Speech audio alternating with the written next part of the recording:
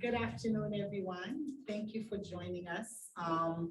We are here because we wanted to share with you and our staff in the community about our mission trip to Texas to address the border crisis. Their mission was myself, I'm Elsie. I'm the Executive Director and CEO of the Haitian American United for Progress HOPE. And in the team that traveled to Texas was Father Hilaire Belizaire. He's the pastor of Sacred Heart in Cambria Heights, the actual place where Hope was founded, but he's also the coordinator for the Ministry for Haitian Immigrants of the Diocese of Brooklyn and Queens. Traveling with me also was Gina Faustin from Compagay, but who's also been very supportive and helpful in helping us with marketing the community, both the Haitian and otherwise. And next to me is Jocelyne. Jocelyne is a longtime friend of Hope and colleague and collaborator. Jocelyne does the Caribbean Empowerment Center, and I was also particularly was invited to this trip because of her experience and her expertise in working with refugees back in the Guantanamo days. And we are particularly doing this meeting, this gathering, so we can share our experience on what happens in Texas. Of course, I will have everybody speak individually. But I wanted to say, when we made the decision, Texas, the border crisis was embarrassing, yes, for the United States, but equally for us as a nation, the nation of Haiti. We've suffered so many back-to-back crises in the past couple of months. And it was, every time we say it can't get worse, it seems like you can get hit with something else. So I will not be saying it can't get worse today. But we wanted to go, people were saying to us, all of us individually before we left that, why go? The show's over, the party's over. And the mission of this team wasn't necessarily to be at a party. We didn't want to be part of the chaos. We didn't want to be, we weren't there to make the news. We really decided to go so we can understand the trajectory from Texas to here if they were coming to us. So both myself at HOPE and Father Hilaire at the Ministry of Haitians of Immigrants on Brooklyn and Queens, so we can understand when they come to us what to expect. And so we must say that we had a well-planned mission to go meet with partners, understand how the system was working, with how people were transferred, understand where the Haitians were, because we were told every Haitian was gone under the bridge. And we'll share with you that we did not find Haitian under the bridge, but the Haitians are definitely still in Texas and hidden in different prisons and are being quietly deported. So when we go on a mission, and because we use HOPE dollars, we use Sacred Heart, the ministry dollar, and individual dollars, we think it's important to share with you what our experiences are, get your insight on what you are hearing on the ground, and get to understand all of us together what the plan of action. And I must say, this is a time where people really did rally up around the Haitians, individuals, and everybody, reactionary or emotionally, we acted and we supported and we've loved our brothers and sisters who've done this really gruesome trip from Latin America to here. But the problem is, once the camera gets turned off, and I'm sure many people know the camera turned off after 1 o'clock last 2 Fridays ago, when we were told that the Haitians were all gone, we know for a fact that this is not the truth. There are thousands of Haitians still unaccounted for, and there are thousands of Haitians still in the prisons. There are people in the border prisons and in the holding centers. So we want to know, and on top of that, there are thousands of them coming our way. And they're, not just the ones that are under the bridge, that were under the bridge 2 weeks ago, but people started coming months ago. So we need to have a game plan on how to best support these people so they're not victimized twice. And as an organization with doors, like I like to say, along with other organizations, I would say there's maybe 5 or 6 of us who are Haitian-led, these people whose doors they will find. We need to understand how we are going to be able to support these people to the long haul with absolutely no resources allocated to them. So having said that, I will go, this is not a formal where we're going to be having an MC. So as I've introduced the people on the team, there's staff of HAUP, Board of HAUP, founders, former chair, other organizations in the room.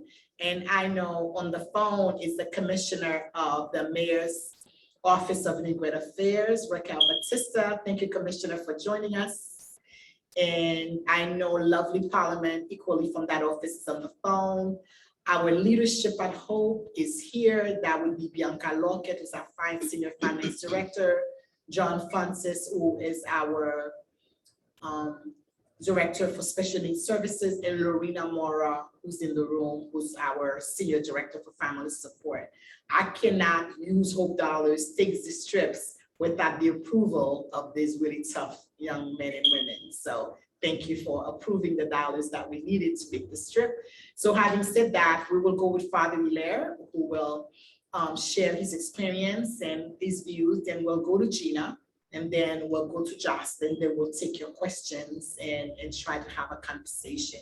We don't foresee holding you for longer than an hour or less. And I also know on the board, on the phone, is our board member, Duke Delorme, who's also joining us. And so welcome to all of you, and thank you for taking the time to share this experience with us. Father Hilaire. Thank you, Elsie. I have to say that the images were bad enough, the images on the screen were bad enough to move us to drop everything to go to the borders and see what's going on. As Elsie put it very well, the purpose of that trip was to have hands-on knowledge of the situation, to know what's really going on there, and see how to help these are people who are in this situation. And again, we know many of them will be coming to our doors. As we know, New York is one of the largest Haitian population, and many of them will be coming to us. We need to know how to serve them, how to have them when they come to us. That was the purpose of the trip, to establish some kind of initial contact with those people who are in this situation. And also, again, establish also alliance with organization over there that when those kind of situations arrives, we know we have people we can reach out to. If we thought making a trip there, we know how to handle the situation. So that was really the purpose of the trip. And we went there. It was a 4-day trip. We went there. We were able to do more than we set out to do in terms of. We were fortunate enough to be able to work at one of the centers, that the Disaster Services Center, where they welcome those who have a sponsor and who need to go to their family. So we were there helping them, serving them, welcoming them, and also they arrived to the place with this deep sense of fear, not knowing where they're going. Is it another prison they're going to? So it was good to be there to welcome them, to make them feel safe, and to serve them, help them go through the process so they can go and join their family. So the trip itself was, I should say, of course, it was, I have mixed emotions. First, it was good to be there, to be able to provide the assistance, we were able to provide, but also it was really sad, very heartbreaking as we listened to the people's stories, and very disheartening when people are sharing with you what they go through. Even here under the bridge, when they were sent to jail, how they've been treated, it was really very painful. We not only we listen to their stories, but it's also we kind of like trying to figure out how we are going to help them even after they join their family, the kind of services we can provide to them.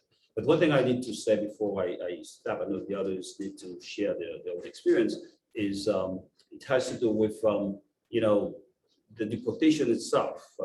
We think about people fleeing a place for insecurity, and now to take them send them right back to that place they were fleeing, the place that is still a place of insecurity. So I think this is so inhuman, and I think this is where we all need to come together to see how that can be stopped. And I think that's why again, in the name of all Haitians, I would like to call upon our elected officials and see what they can do to, the first thing to be done is to really put a stop on the deportation. It's not right that people can be in such a situation and be sent to a place and where they have the security and where they have nothing. The people, they drop them there with nothing. With their clothes on the back and that's all, with their document, nothing else, no help, nothing. So I think we need to come together and see what we can do to help the situation. I'd like to circle back to you, Gina, and I know on the trip, Gina, this conversation is a little easier because we connected while we're on the ground, because Gina was very serious about making sure that she was recording and tracking our work and making sure we're connecting with you back home about the work we were doing. And to that end, a lot of people stepped in and were helpful in situations where we actually needed the support. We needed financial support. And of course, the HAUP staff was amazing. Melinda practically took the trip with us, was always on the end of the line. But I wanted to talk to you, Gina, because you're the one who had the least to say during that trip because you were behind the camera. And I know one of the common thing we all talk about is how traumatizing and how it's one thing to live, to hear the stories that we were hearing when we were watching TV, but it was totally another different way to be walking those footsteps, but even more to have been able to have the opportunity to be the welcoming team. Because understand that by the time we got there, the centers were told the same thing. So they had released all the volunteers, and as we were meeting with them, they got called, we bring in Haitians. And they were bringing them, and we were the first faces they saw. And they thought they were going, they didn't know they were going to jail. They didn't know they were going to the plane because they are not told anything. And to walk in and see us and to find out we speak Creole, and to find out that we came just for them. To me, that was so powerful. So Gina, can you walk us through the experience of not only working with the center, but the experience of meeting the Haitians and talking to them and processing them and reuniting them with their families? Well, I think I was just going to reiterate, going there as a media person, I didn't expect to see much. I mean, because the media, everyone was saying it was over, it was clear, there were no more Haitians. And I'm just amazed at the level of secrecy, the mystery that was unfolding as we were there. So we get there the first day on the Monday, and we get to the center, the Family Transfer Center, as about 3:30 p.m., thinking this is it, we're just gonna go there and get build relationships. As we're speaking, the pastor informs us that there were about 53 Haitians that were still in the center waiting for transportation. So that alone was a surprise. And they invited us to take a tour of the facility because we asked if we could actually speak to some of the people seeking refuge, the refugees. I'm not even sure which word to use to be politically correct, if it's migrant or refugees but as we started the tour, they were told there's a bus coming and they had no volunteers, if we can be the volunteers. So they're trying to give us a quick, little lessons what to do and what to ask them. And they give us clothes, those vests, so we can be volunteers. And they can tell who's a volunteer and who is someone who's awaiting to be transferred. So once we were dressed, I was actually a little bit nervous. And the nervousness is, oh my God, this is really happening. I mean, first, this is coming from no one in Texas. There are no Haitian migrants in Texas. So suddenly, we're going to have over 100 Haitians, and we're going to have to help them out physically. So it's getting to action. Let's get it. The bus starts coming, and I'm sitting there like, I have like my hair is coming up. You're seeing them literally getting off the bus, and these are actual people. They're coming the room. It's a huge warehouse. They're sitting there because they give them a COVID test to find out if you're positive, they will send you in one area. And if you're negative, they're saying that you remain in the center. And we're told, go and talk to them, ask them questions about the journey and fill out the form. So you're seeing these faces and they're real human beings. You see the little babies and the mom and the pregnant women. And I remember the first family that I sat with, and they're the ones who've been in my mind since I left Texas. It was, and they look at my children's age. They must be, the husband is probably in his, early 30s, 32, and the wife might be late 26 or 27. And she's 7 months pregnant. They have another baby who's about, maybe 3 years old or 2 years old. And they're telling me the story, how they're, and I asked them, where are you coming from? And they're saying Chile. And they left on July 8th. They trekked, she almost lost the baby twice, fell on the floor, got up. By the time they get there, they put them in chain around the waist, chain in the hand, and chain on the feet. And they look totally terrified. They don't know where they're going, why they're in chain, because of the information that was given to them was totally false to come to the US.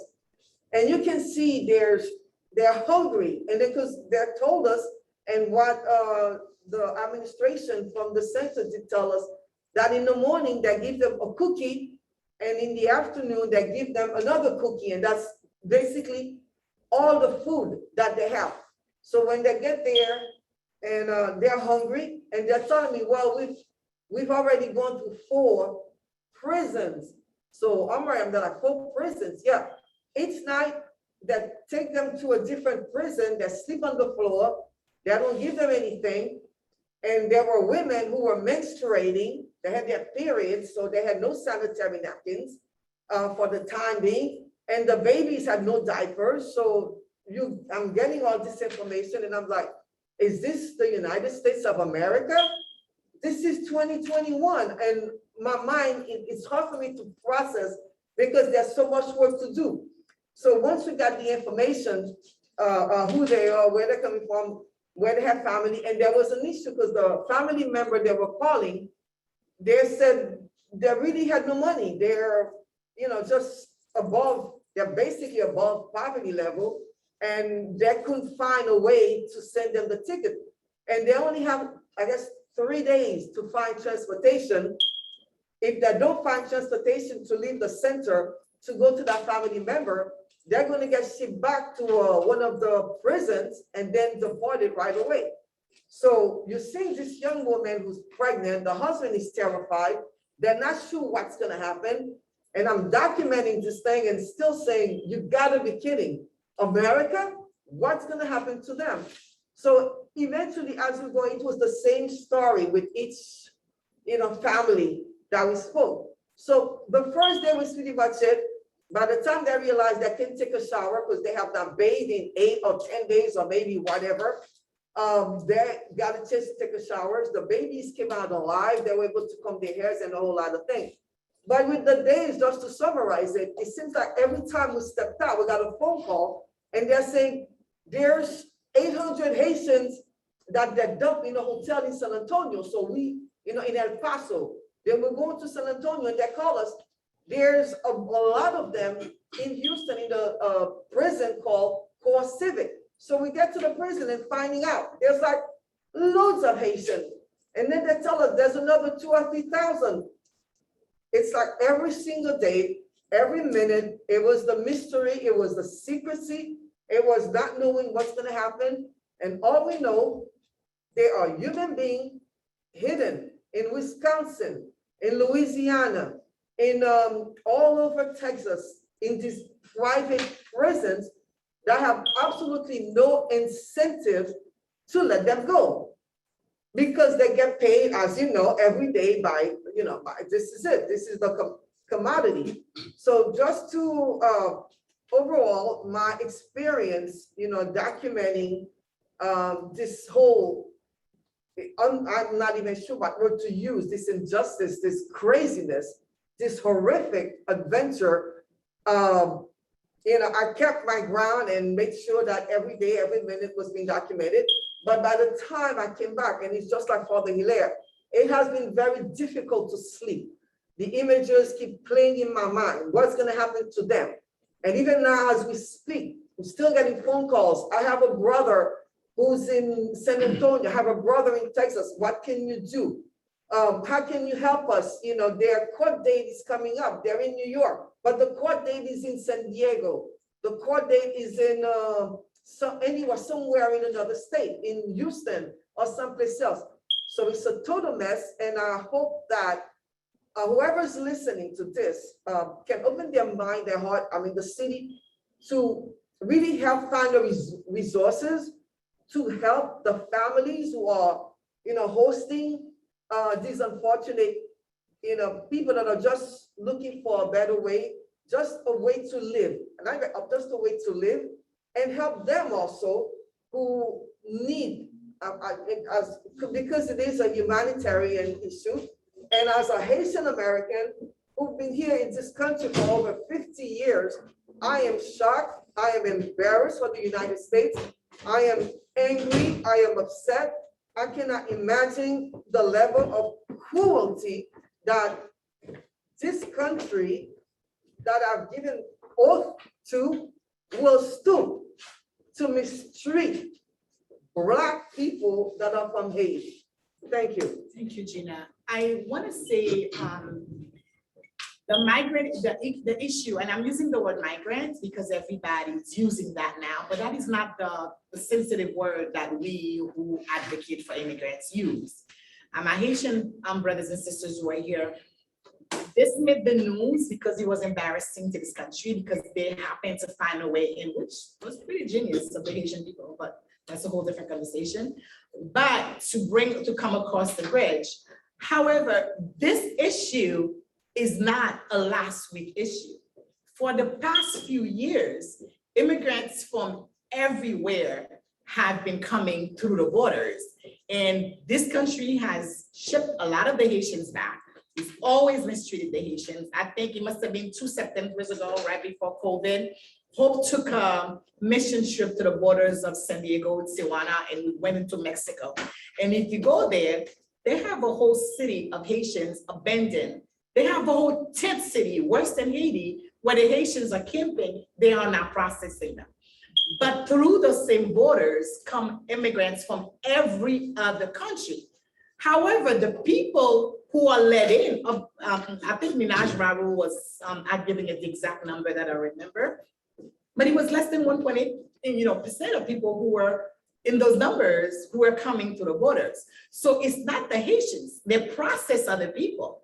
But even 2 years ago when we went in the prisons of San Diego at the border, there were people who were just put into prison, no contact with their families, no exit plan, and were waiting deportation and impossible demands. So this is, I hate to pull the race card, but this is racist because we are not the only one. If you're talking about countries that have been greatly affected and who's suffering the consequences of hands of the superpowers, Haiti is probably on top of that list. However, we take responsibility for other people. Look how we bring in the Afghans in. We're bringing them in, we're picking them up, we are setting for them with housing, they have refugee status. And we need to understand that the Haitians do not have refugee status. And they probably never will because you cannot get refugee status here.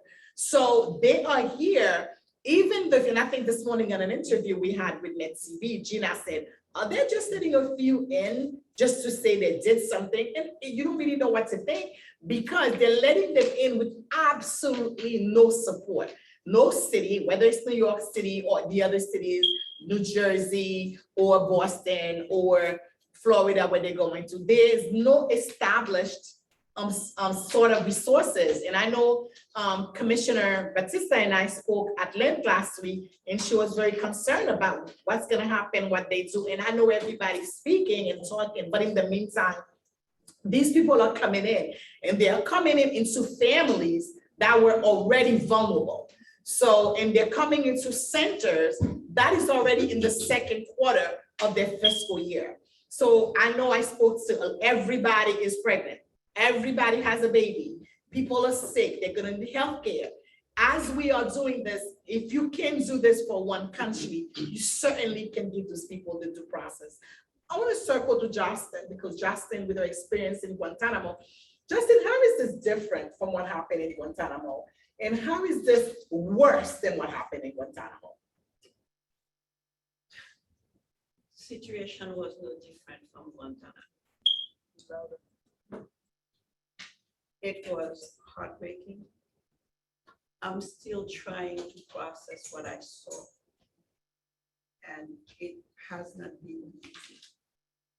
First of all, how could you send people to a country that they have left 10 years ago, 13 years ago? Not only they have left the country, airplanes are taking them to places they have never been that they do not know. Like someone who was born in Port-au-Prince, grew up in Port-au-Prince, and to land back in Cap-Haïtien with no money, no suitcase, with a baby, how do you expect this person to survive? Because once the person lands in Cap-Haïtien, this person has no way to find his or her way back to where she's known. And because she's left or he's left 10, 13 years ago with what they didn't have, and they're returning home with absolutely nothing. Mostly, those people are online for the gangs in Haiti right now to kill them, to rape them, and the rest will be history. When we walked into the family center, we were blessed and lucky that Pastor Ortega sat us down and spoke with us. I sat with families and I spoke with them. I did remember that the young lady asked, when she told me she needed a place to charge her phone, I said, right over there behind this TV, there's a place where you can charge your phone. And then she says to me, will there be water? Can I take a shower? I said, of course you can take a shower. She was like, because they have not showered for 2 weeks. No food for 2 weeks. This is the America that I partially grew up in for the last 56 years. I am shocked. When all those Haitians were under the bridge, I felt extremely ill because they were not the people who came from Chile or Peru or Brazil who walked from July 8th to end up under the bridge. It was us. When I say us, I mean all of us, because regardless how long we left Haiti, we are still Haitian. So I was there under that bridge. So please, I am begging you who are listening to not only, I'm not saying you should go crazy like us, to not eat, not sleep, but take it at heart. Make the story go viral. Other people should know, the government ought to know that we are not here for the show, because the show business is over. We're talking human stuff. People need to know what's going on. And we need to be on top of our elected officials so they do something about it, not just talk about it. As Elsie mentioned, we have no money, but there is money in the community.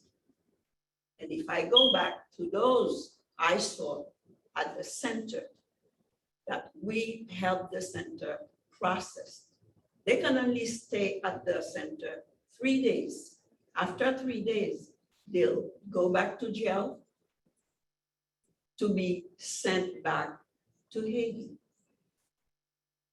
Again, we were blessed to find people in New York that we know, and I can mention David Duchâtelet, who owns Dutch Travel.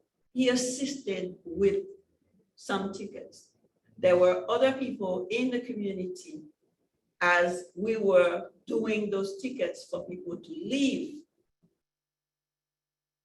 Texas. Other people contributed. We received donations. It's not enough because this is a crisis, and the crisis continues now as we speak, because the people who are here, they need service, they need resources, they need money, they need healthcare, you name it, they need it. So please, don't look the other way. Look straight in the mirror, because we are those people. It is so easy for the shoe to be on the other foot. Although we are here, yes, it's a blessing. So at least what we can do is give back to the community. I understand that those people we are helping, they may not be the one tomorrow to say thank you, you've done whatever you could, but still, we need to do something and also keep this movement alive. Because the administration, the government, they don't want to know, they don't want to hear. And as I was reading, Panama has a good 10,000 on their way to that same border. So this trip is not the only trip. There will be many, many other trips. And that's exactly what the government does not want. Thank you. One other thing I wanted to, people have been asking us when we were there before we left, I know particularly Father Hilaire, people were coming, and saying, what can we do? Can we give money? And even with HAUP, we're careful to say, let us go and understand this is mostly a fact-finding mission. And we will circle back with information. And this is us circling back with information. Of course, we've had to call a few people while we were there because we've needed tickets, because we were not gonna let these people get to any center and not go home. And to this day, I think last night, Gina, you got calls from another group. I mean, there's a lot of Haitians, there's a lot of non-Haitians alive doing something, and people are digging deep into their pockets and sending airplane tickets there. And like I said, I can be thankful enough to Dutch Travel. When we call, we need 4 tickets, we need 3 tickets, we need a ticket. David has never asked us how we're gonna pay for it. We're like, we'll talk to you when we get back. And so we were able, because when they get to the center, they have to have an exit plan. They come up with a name and an address, and they have to have the person. For example, one of the things that stayed with us is that when we're leaving, we had processed everyone. So we're happy, everybody's out, we felt good. We saw them bathe, because when they came in, they were dirty, and we felt good, right? That they looked better. And then I guess it's always good to have a collar around, because Father Hilaire was able to walk into places that they wouldn't let us because he was able to do pastoral care. So the gentleman came and said, can I speak to Father? I think he must have heard Father speak Spanish, because Father's fluent in Spanish.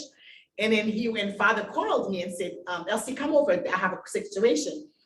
He with the wife and 2 children, and they're here. And the family who's agreed to house them, be their host family, is also somebody who just did this trip and got here in January. And she got here with her daughter, and her husband was following a couple of months behind and got deported with 2 of her children. And she still said, I will not let them go back, because I know what they went through. And me, even in my nightmare, I don't want to ever remember this trip. So when we called her, Father spoke, the wife speaks no English, no Creole, they only speak Spanish, and the children only speak Spanish, most of these children. So when we call the family, the lady says, I have $300 to my entire name. So can I put them on the bus? And from Texas to Baltimore, and you're talking about these people have already been traveling for almost 3 months. They've been in prison. So we were able to get them tickets to come and join their families. And we called the lady and said, you know what, why don't you food shop with the $300? We got this. So these families, and what America needs to understand, Haitians are the hardest working people I know. We've come in this country, we've built, we've given talents and gifts and brains. And Haiti's drained of his best talents and his best minds. Yes, because of the circumstances, but we did not come here and waste the opportunities we're giving here. We raised successful children and families. And if somebody can travel by foot for 3 months because they're looking for work, they're not coming here looking for welfare, because in Chile, they were able to get some support because of the pandemic. So these people are here looking for work. And America knows that when we come here, we build. You are not gonna get a more successful group of people than these people. These people will take this country by storm. They will work hard, they will build. So these people, if anyone, because we have never been part of the privileged groups. So we've always had to pull ourselves up by the strap of our boots. And we nowhere near as courageous and as fierce and as determined and as strong as the women and men who are traveling with their babies and their families to come here. So we need to understand that these people are not going to become public charge. We need to make opportunities. First of all, our immigration system needs to be, we need to have a pathway to citizenship that's more comprehensive. That is just not for the Black and brown color immigrants needs to be part of that American dream and have access to that pathway. But we need to understand this is gonna drain our cities. This is gonna hurt us if we don't make the initial steps to ensure that these people are taken care of.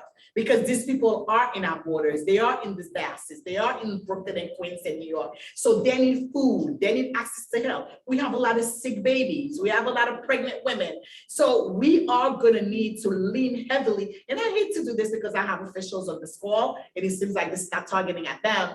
But we are, I also know that the Mayor's Office of Immigrant Affairs is also part of us. So I know this is your crusade too, this is your cause. So we really need our Haiti friends and allies of Haiti to step up to us for us at this moment. So I want to kind of open the discussion because I know some of you may have conversation, but I do want to circle to you first, Commissioner Batista, in case you have any questions. And I know this has been, and thank you for reaching out directly to us, and Lovely always, for always making sure this is your cause. So I would like to open it to you if you have any comments or anything you want to share from the Office of the Mayor's Immigrant.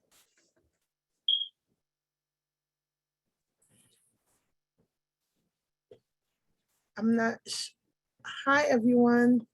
First of all, thank you for your amazing work as always to the whole family. I don't have any words, or there are enough words for me to express my emotions, to express everything that's been going on. It's just been overwhelming and feel defeated at times, but we are here working as one, especially myself and my whole team for the Haitian community to provide resources, support for us. I know the commissioner reached out to each organization in Brooklyn, all the Haitian orgs, trying to figure out what's next, what's happening. I know a few a proposal was sent to her directly, and the concerns and questions were raised, elevated to us. But it's time. It's time for us to really come together to work together. My question is, I've asked everyone this all across the board who's traveled to the border, who's here on the ground. Do we have an idea of how many people who are the new arrivals that's here within the 5 boroughs? Or if you can't answer that right now, maybe a little time you can provide those data just to see what we're working with, because you guys are on the ground, you know what's happening. I am so overwhelmed. It's been hard for the past 2 weeks to even talk, and I'm usually a talker.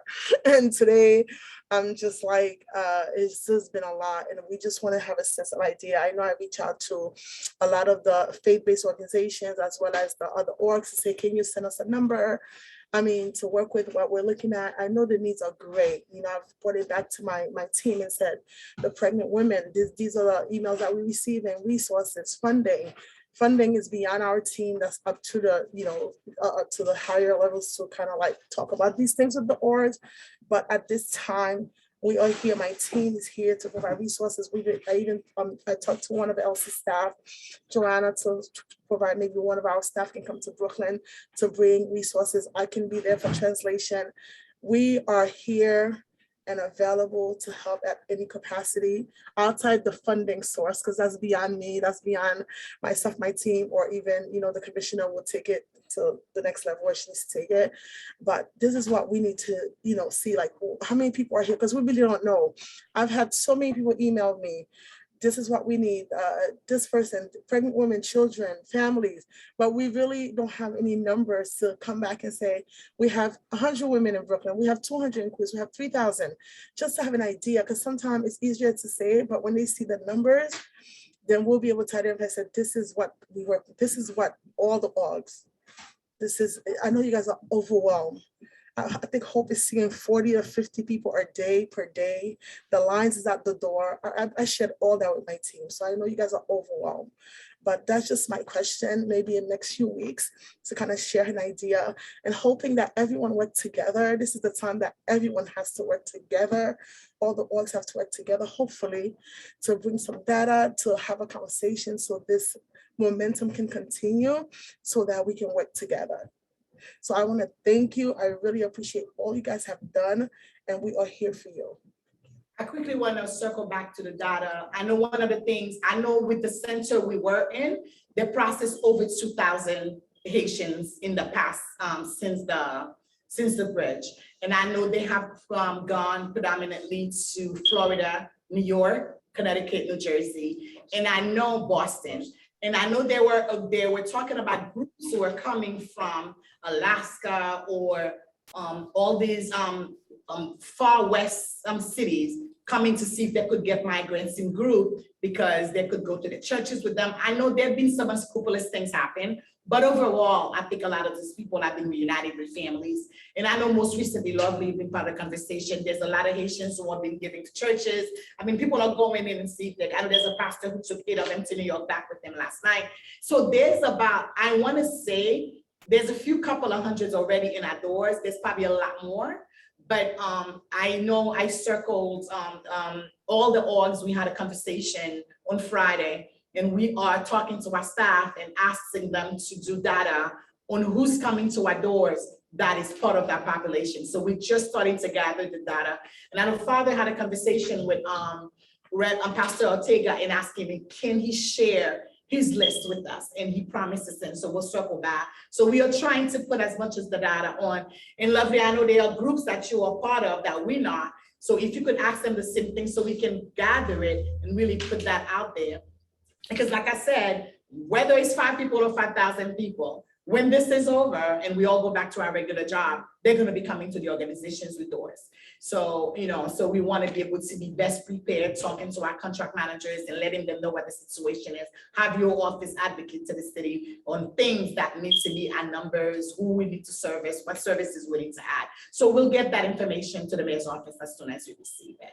Absolutely. Thank you, Elsie. And also, I will provide those numbers once I receive them. I'm still also waiting from that group to let me know how many people has been placed, where they have been placed, how many children we have, how many adults. Even age group would be so awesome. Not so much the age date, but the year of birth. That way we know, you know, we HAUP service 300 people at this age or this. So once I get that data, I will also share it with you, Elsie. Commissioner, are you able to hear us? I think she's having sound problem. What is there anyone in the room that may have a particular question or comment? We're not equipped to answer a lot of the questions, but whatever it is that pertains to our experience, we are happy to share. If we don't ask you if you have anything you want to share, whether on the Zoom or in the room, so we are happy to answer the questions. Lovely will take care of that. Yeah. Elsie, I have one more question before we move forward. What resources do you, well, we can talk offline regarding other stuff. No problem. But just for the public, cash assistance, housing, health access to free clinics and health cares, food and security, and those things. And then these children need to be in school. And of course, I know the city has the maternal infant health program that we have here. I know Steffi and Joanne were already saying they were seeing a lot of women, and these are only but a number. So those are that's the real issue with mothers and children, getting the children in school. And then don't forget they have no documents. So there's gonna be a list of, the city's gonna have to do something, because there's gonna be a list of documents that the Board of Ed and the DOE is gonna request that these children are not gonna have. So there's gonna have to be some kind of special privilege given to these children so they are able to go to school. Thank you. So I'm not 100% sure if this applies to all age groups, but I know specifically for universal pre-K, which is free for children who are 4 years old, if they indicate that they live in a shelter or temporary housing, then DOE doesn't require certain documents. So that may also be something that helps out if they, I don't know if that applies for like older, but I know for sure for pre-K it applies. Thank you, Bianca. Any questions from the room?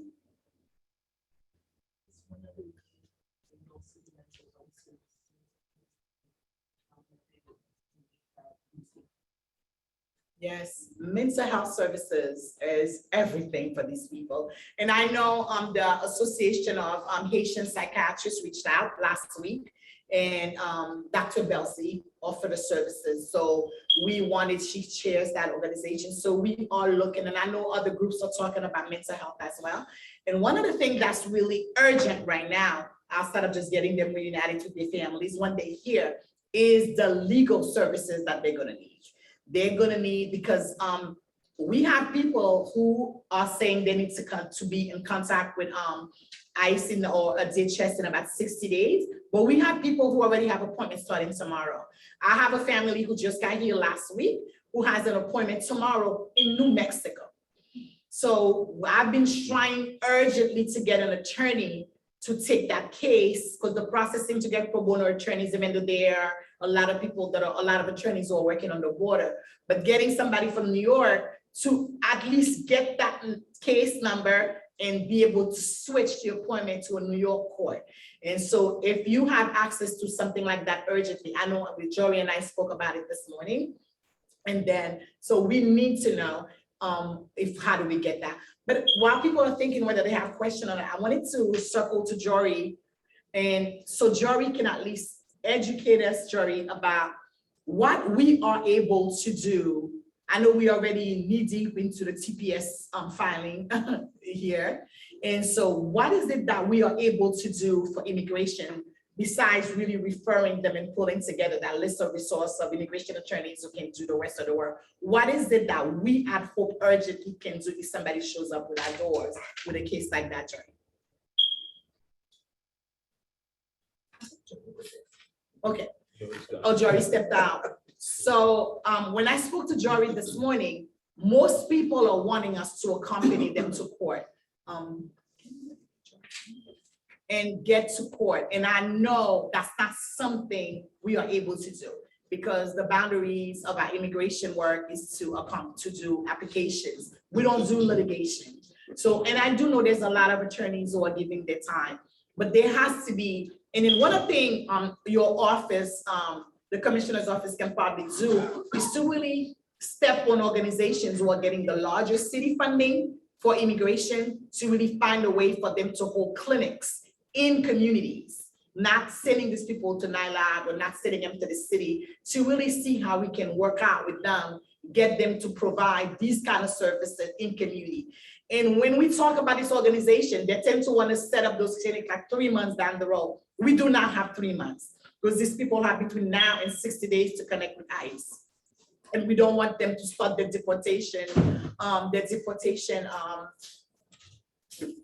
proceedings all over again. So Jory, I was just saying, come this way so they can see. I was saying that, what is it that we can do here? What do we do when somebody shows up with our door with proceeding papers saying they have to be in immigration tomorrow? I know we talked at length this morning.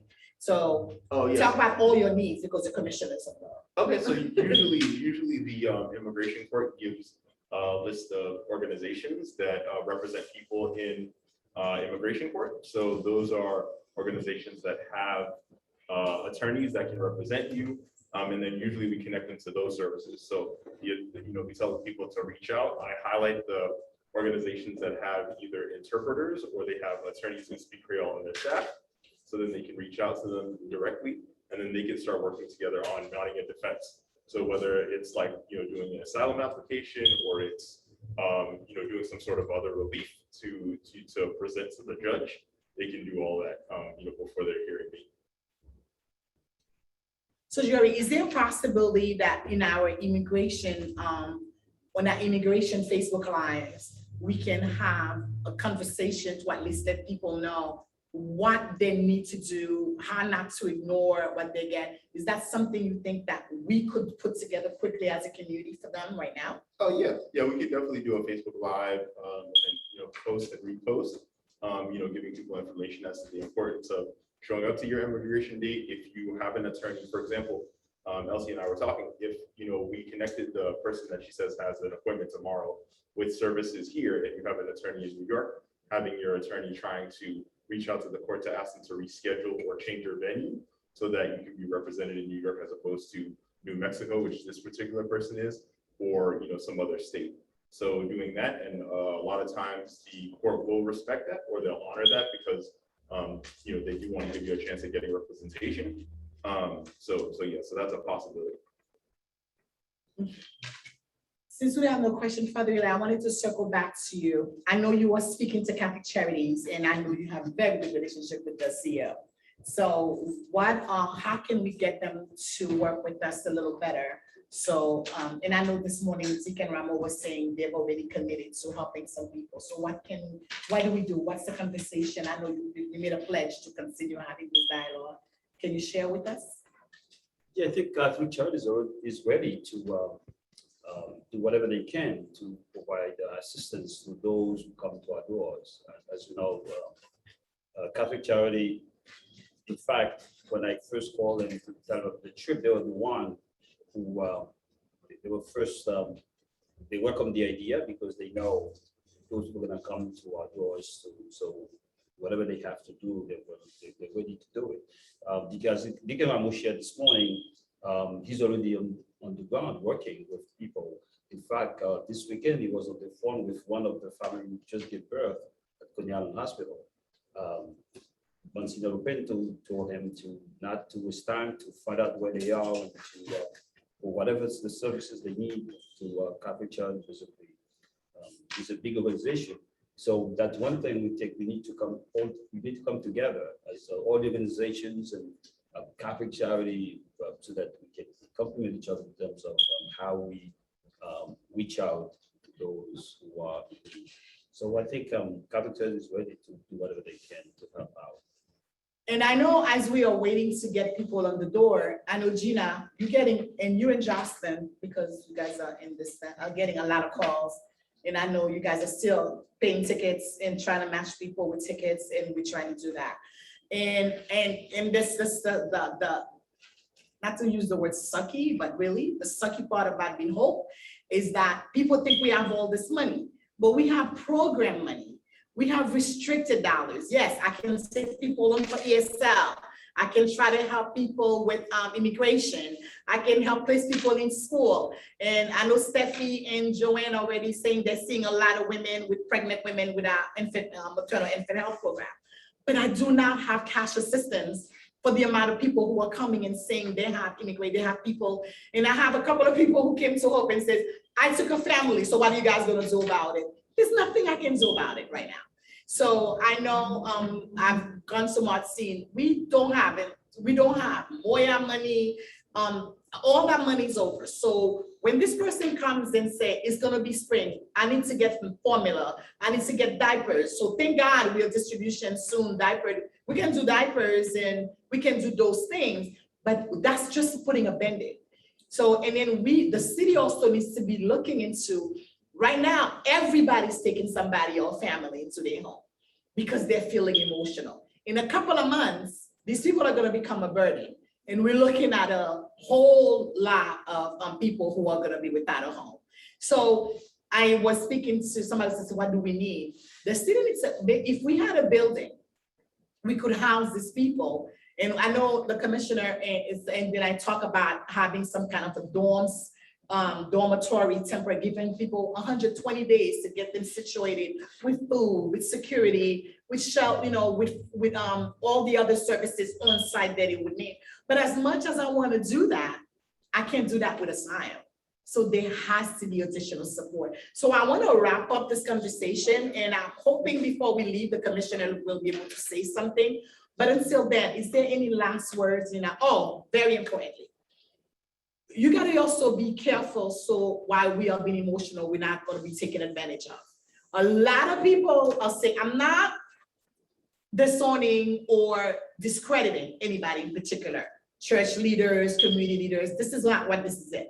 What I'm saying is this: when people expect those CBOs, those community-based organizations with doors, to be able to provide those emergency services, we need resources. And what the community doesn't understand, this crisis is not going to grow our coffers, it's hurting us. The employees at home, everybody's already paid for. So we have our salaries, whether this crisis happens or doesn't happen. So when people donate to organizations like us, whether it's HAUP in Queens or Diaspora in Brooklyn or HCC or Haitian Women for Haitian Immigrants or Flamboyant, those organizations with doors, when you donate, you are building the muscles of this organization to be able to respond to these emergencies, because otherwise we can't. So when people call me and say they need 5 tickets, or they found somebody in the border, or 800 people in the border, and I'm calling HAUP and say I need $1,500, and Bianca doesn't even know about yet. So when we're seeing these things, when I'm about to have a meeting with Bianca and Jen and Lorena and says, guys, we need to find out how we're gonna get some money to pay some plane tickets. We don't have that capacity. So if people understand, donating dollars to organizations that are credible, that are in your community, it matters.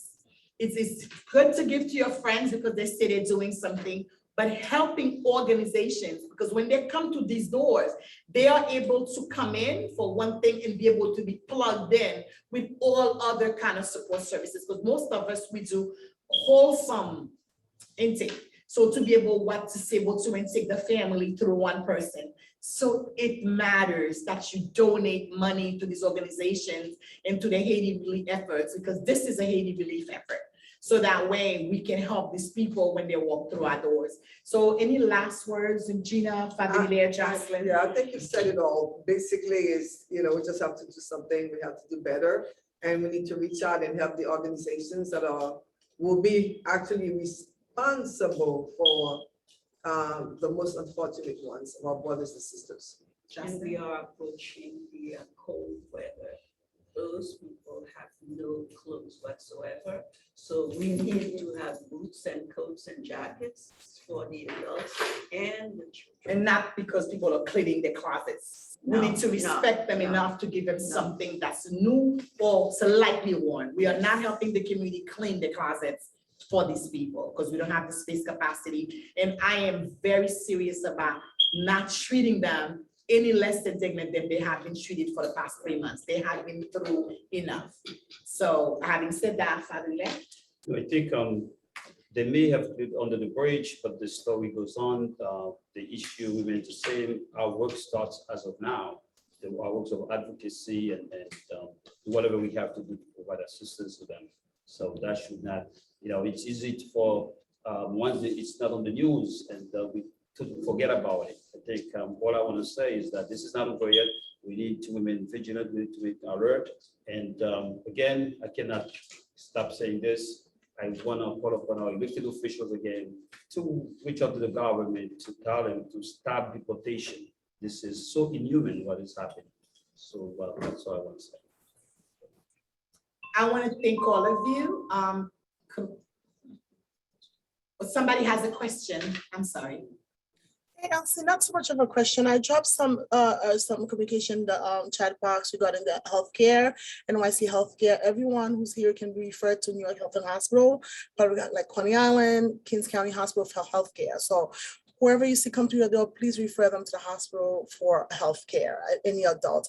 As far as children, I'll touch base with you offline so I can connect you with someone in the community that can assist with that. So that's all I wanted to say. Thank you. And we also happen to be actually NYC and healthcare agency through your office. So yes, definitely we'll connect with you. Commissioner? I don't know what she's together. So having said that, I will connect with her offline. And I want to thank all of you for making the time to come. And we didn't want to just speak among ourselves. And we want to also say that conversations matter. Representation matter. It's gonna take Haitians to stand up for Haitians. We've earned rights here, and Haiti itself has supported the liberation and freedom of many other nations. And we're not saying, yeah, I'm saying pay back, but what I'm saying is we need these people to stand up for us now that we need it. Haiti's not weak. Haiti's not a broken. We are not the poorest. We were always. We've been taken advantage of, and we've to take responsibility. We've had some unscrupulous leaders, but Haitians themselves are strong and fierce and smart. We will rise again through this, but it's going to take all of us to do this. So I want to thank you, and I encourage you to continue these conversations with your children, with your families, because we cannot. The news media is going to stop this conversation, but you shouldn't, because this is going to be going on. This is a long haul, and it will happen again.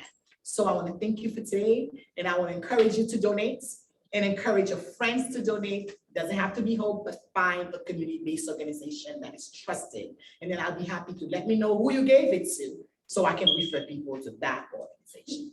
So thank you. Good night. And then we'll continue talking. Good night, everyone. Thank you, everyone. Thank you, Elsie. Thank you, guys. Good night.